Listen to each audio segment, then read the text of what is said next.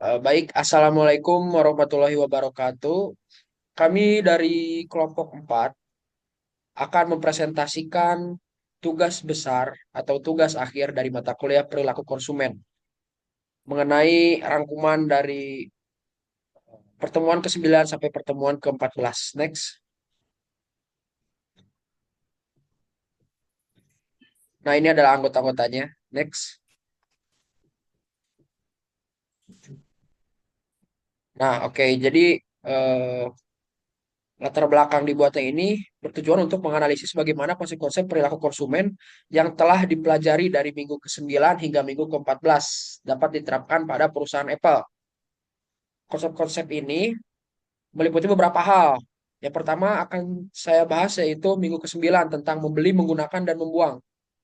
Pada bagian pertama, membeli. Konsumen membeli produk Apple tidak hanya karena kualitas dan inovasi teknologi, tetapi juga karena pengalaman emosional dan ketertarikan mereka terhadap merek tersebut. B. Menggunakan. Produk Apple menawarkan ekosistem yang terintegrasi dengan fitur seperti iCloud dan AirDrop, sehingga memudahkan sinkronasi antar perangkat. Yang C. Membuang. Apple menerapkan program trade-in yang memungkinkan konsumen menukar perangkat lama dengan kredit pembelian yang baru, sekaligus mendukung daur ulang untuk mengurangi limbah elektronik. Dan yang terakhir adalah D. Relevansi dengan materi.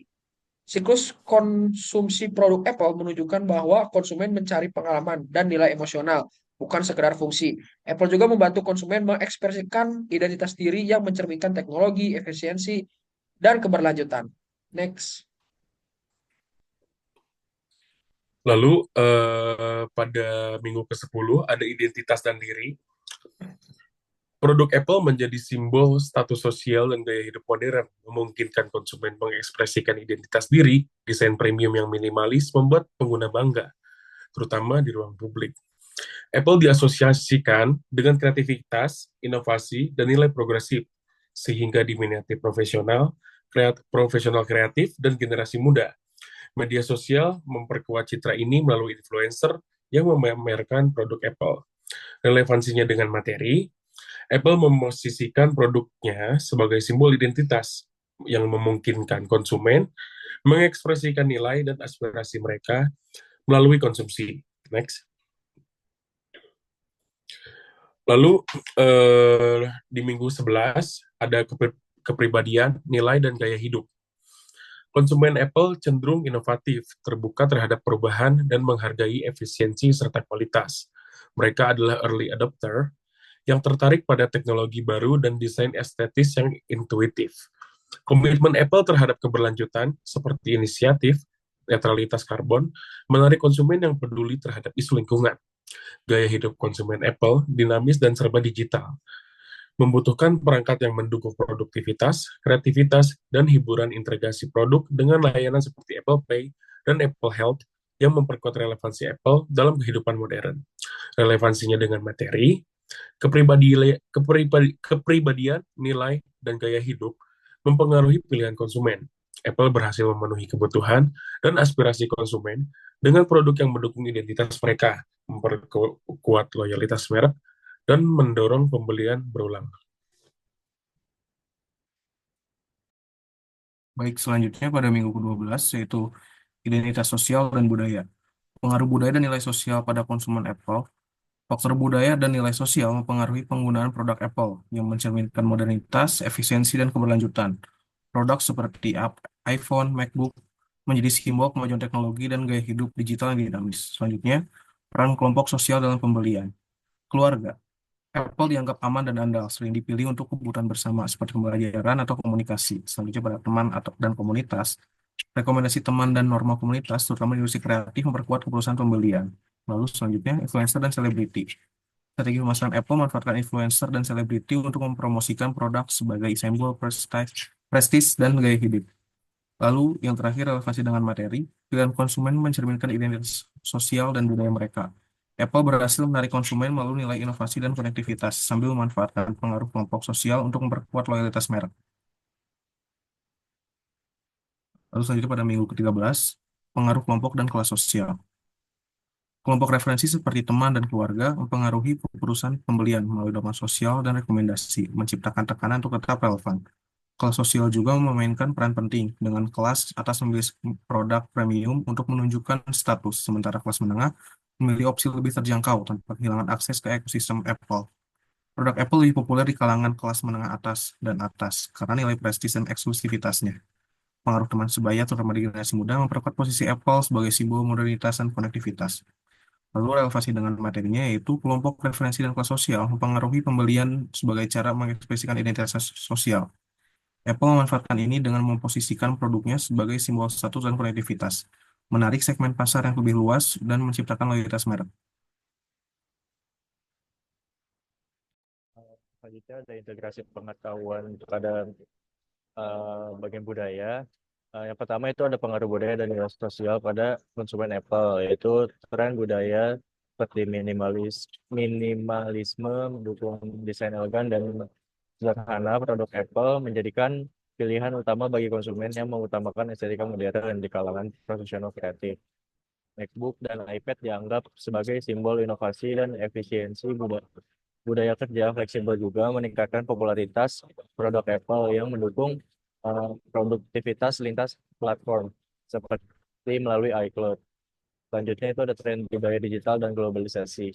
Apple juga memanfaatkan budaya digital melalui media sosial dan komunikasi daring, serta strategi pemasaran berbasis pengalaman. Produk seperti iPhone menjadi simbol status dan alat produksi konten. Globalisasi memungkinkan Apple untuk menyesuaikan produk dan kebutuhan lokal, seperti mempromosikan fitur kamera iPhone di pasar Asia untuk fotografi makanan. Dan yang terakhir ada relevansi materi. Konsumsi produk dipengaruhi oleh nilai budaya, simbol, dan tren global. Apple menciptakan produk yang mencerminkan aspirasi budaya modern seperti gaya hidup minimalis, produktivitas, dan konektivitas, memperkuat posisinya di pasar dan menciptakan loyalitas konsumen. Next. Selanjutnya ada penerapan konsep pada produk Apple. Yang pertama ada membeli, menggunakan, dan membuang. Apple menggunakan strategi pemasaran berbasis pengalaman di Apple Store untuk menarik pembeli. Selain itu, integrasi ekosistem produk meningkatkan penilaian penggunaan program daur ulang seperti Apple Trade-in, memperkuat posisi Apple sebagai perusahaan yang peduli lingkungan. Selanjutnya ada identitas dan diri. Apple memposisikan produknya sebagai alat yang mengekspresikan kreativitas dan individualitas. Misalnya, kampanye Shot on iPhone menyoroti bagaimana konsumen dapat menciptakan karya seni melalui produk mereka. Yang selanjutnya ada kepribadian, nilai, dan gaya hidup. Produk Apple sering menarik konsumen dengan nilai progresif yang menghargai inovasi, keberlanjutan, dan desain. Kampanye Apple yang menekankan keberlanjutan menarik perhatian generasi muda yang peduli lingkungan. Selanjutnya ada identitas dan sosial budaya.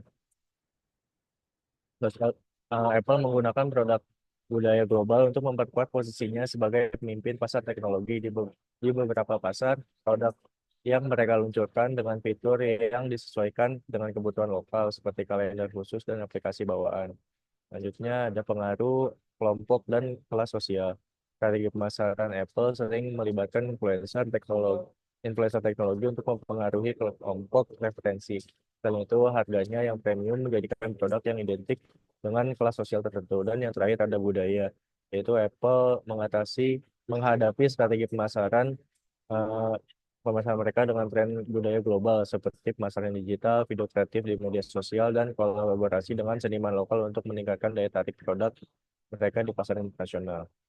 Next. Selanjutnya ada contoh dari bagaimana Apple digunakan dan dipengaruhi oleh faktor budaya, sosial, dan ekonomi. Faktor yang pertama itu ada faktor budaya, budaya minimalis dan estetika. Desain iPhone yang minimalis dan estetik mencerminkan filosofi less is more, dihargai di Jepang dan negara barat. Produk ini menjadi simbol status sosial dengan material premium, tata letak intuitif, dan user-friendly friendly interface, sekaligus aksesori gaya hidup modern. Yang kedua ada budaya kerja mobile. iPhone mendukung produktivitas dalam budaya kerja fleksibel dengan aplikasi bawaan seperti Notes dan Kalender, serta ekosistem terintegrasi melalui AirDrop dan iCloud. Cocok untuk kerja jarak jauh dengan dukungan aplikasi seperti Zoom dan Microsoft Teams.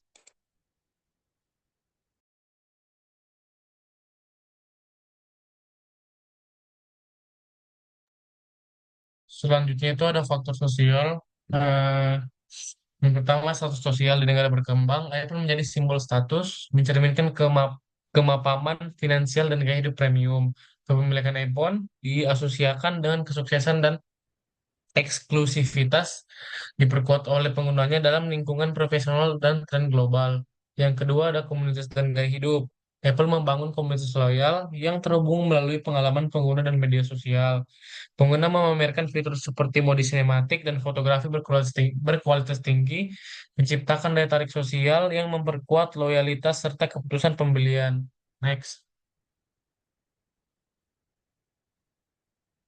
Yang selanjutnya ada faktor ekonomi. Yang pertama itu ada kemampuan finansial. Di negara maju, pendapatan tinggi dan program cicilan memudahkan akses ke iPhone terbaru. Di negara berkembang, konsumen lebih sering memilih iPhone lama atau refurbish atau bekas karena harga premium.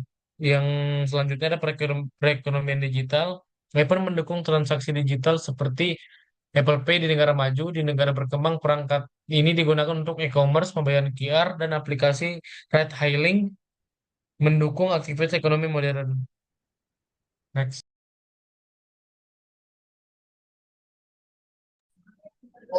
Keputusan pembelian produk Apple dipengaruhi oleh persepsi kualitas dan pengaruh sosial, didukung kampanye yang menekankan nilai dan gaya hidup konsumen.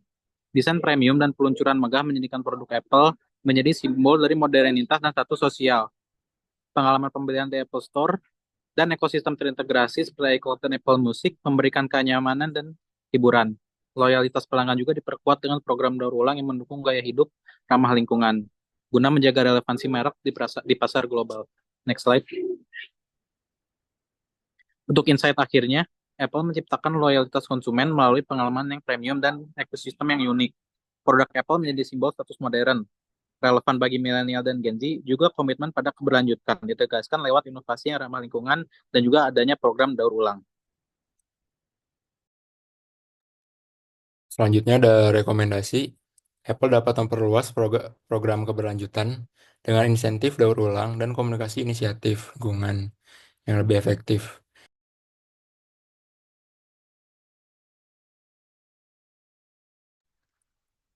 Terjangkau tanpa mengorbankan kualitas dan kolaborasi dengan influencer lokal. Peningkatan teknologi mencakup integrasi AI, IoT, serta AR atau VR untuk pengalaman personal dan imersif. Ekspansi pada perangkat kesehatan, layanan berlangganan, seperti Apple One dan program edukasi untuk generasi muda, memperkuat ekosistem Apple. Next. Lalu yang terakhir ada kesimpulan, kesuksesan Apple sebagai pemimpin teknologi global didukung pemahaman mendalam terhadap perilaku konsumen, integrasi teknologi inovatif, dan desain premium. Strategi berbasis pengalaman dan komitmen terhadap keberlanjutan, membangun loyalitas konsumen, dan memperkuat ekosistem Apple. Pendekatan holistik ini menjadikan Apple simbol perusahaan progresif sekaligus pelajaran bagi bisnis lain untuk menjadikan perilaku konsumen inti dari strategi mereka.